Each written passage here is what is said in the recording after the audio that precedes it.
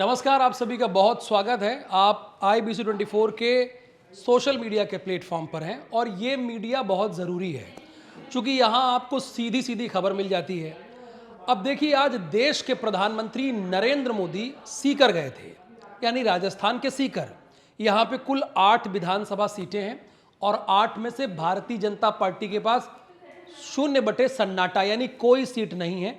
इसलिए देश के प्रधानमंत्री नरेंद्र मोदी यहाँ पर माहौल बनाने गए थे भारतीय जनता पार्टी के लिए। लेकिन उससे ज्यादा चर्चा किस बात की हो रही है? चर्चा किस बात की हो रही है मैं आप लोगों से पूछ रहा हूं, आप लोग भी कमेंट में बताइए कि चर्चा किस बात की हो रही है।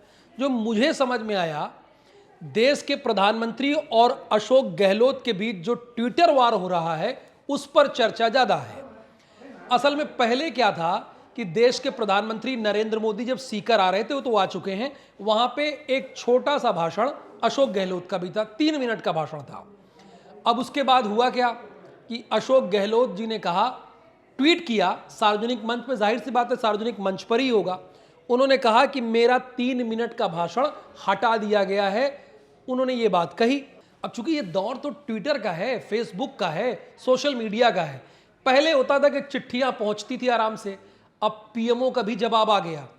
पीएमओ ने यह कहा जवाब में कि सीएमओ की तरफ से, यानी सीएमओ क्या है, सीएमओ आप लोग भी जानते हैं, यानी सीएम ऑफिस, उनकी तरफ से जवाब आया कि आप अस्वस्थ हैं इसलिए कार्यक्रम में हिस्सा नहीं ले सकते हैं। यह सीएमओ की तरफ से जवाब आया। अब उसके बाद जब यह जवाब आ गया तो अशोक गहलोत का फिर ट्वीट आ गया। उन्होंने कहा कि मैं दूसरे कार्यक्रमों में भी हिस्सा ले रहा हूं और वैसे तो जुड़ता ही, वर्चुअली तो जुड़ता ही, तो मेरे भाषण को हटाने का औचित्य भला क्या था? ये अशोक गहलोत का कहना था। अब उनके पैर में चोट लगी है। देश के प्रधानमंत्री नरेंद्र मोदी ने भी कहा भाषण से, लेकिन ये चर्चा हो गई कि अब किसने भाषण हटाया। पहले भाषण होना था, सीएमओ की तरफ से बयान आया, पीएमओ की तरफ से बयान आया, लेकिन ये दिख गया कि कहीं ना कहीं कम्युनिकेशन गैप है। तो आप ये बताइए, जैसे राज्य में कार्यक्रम हो रहा है और वहां का सर्वोसर्वा मुख्यमंत्री माना जाता है, तो उसके भाषण को हटाने का औचित्य क्या है? क्योंकि पीएमओ ने तो ये स्पष्ट कर दिया कि सीएमओ की तरफ से कहा गया कि वो कार्यक्रम में नहीं रहेंगे, लेकिन फिर उसके बाद सीएमओ की तरफ से कहा कि कार्यक्रम में रहेंगे, वर्चुअली रहेंगे। तो सवाल ये है कि दोनों इतने बड़े ऑफिस हैं, जिम्मेदार ऑफिस हैं, संवैधानिक पद के ऑफिस हैं, एक देश के प्रधानमंत्री का ऑफिस है और एक सीएम राजस्थान का ऑफिस है, तो इसमें झूठ कौन बोल रहा है? अरे भाई, कोई ना कोई तो झूठ बोल रहा है ना। तो मैं आपसे पूछता हूं कि झूठ बोल कौन रहा है? क्योंकि अब 3 महीना बचे हैं चुनाव में। कितने? 3 महीना। जुलाई तो निकल गया, उड़ गया, फुर्र हो गया। अगस्त हो गया, सितंबर हो गया, अक्टूबर हो गया, नवंबर में लिख के रख लीजिए चुनाव होगा।